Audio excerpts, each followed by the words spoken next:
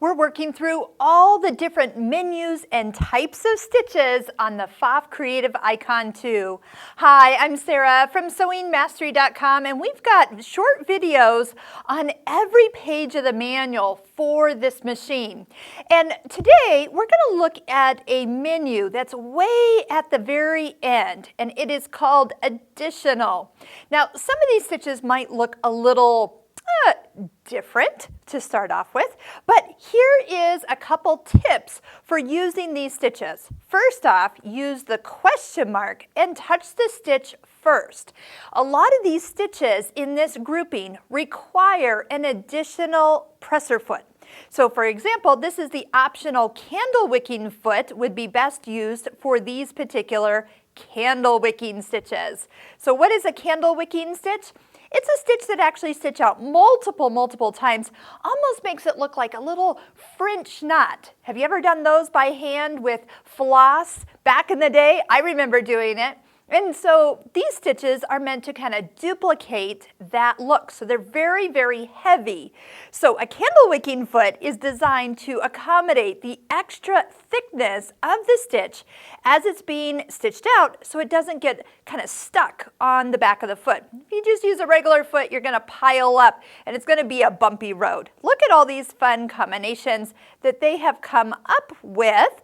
And remember, you could put these in the sequence creator and even adjust them or make them into your own collection or add them to some of your other stitches that you might be doing. Okay, so you can see stitches 1 through 11, all candle wicking stitches.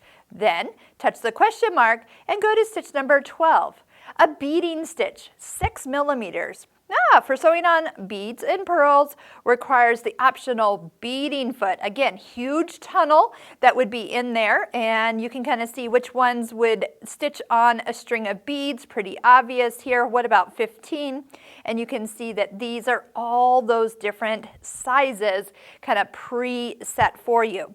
As you continue, you will notice that each of these stitches has something different. Oh, those are still beading stitches.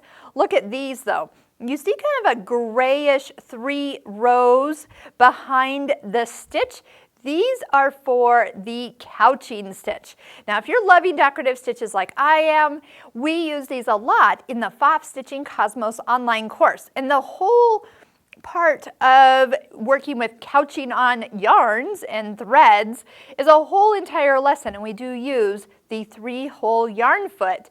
And it's nice to know that there's a few feet and stitches already designed to work together in this machine. Let's go to menu 2. These are the 4 directional stitches. We've done a video on these specifically because they do sew in the direction you choose, north, east, south, or west, without having to choose and change your fabric direction.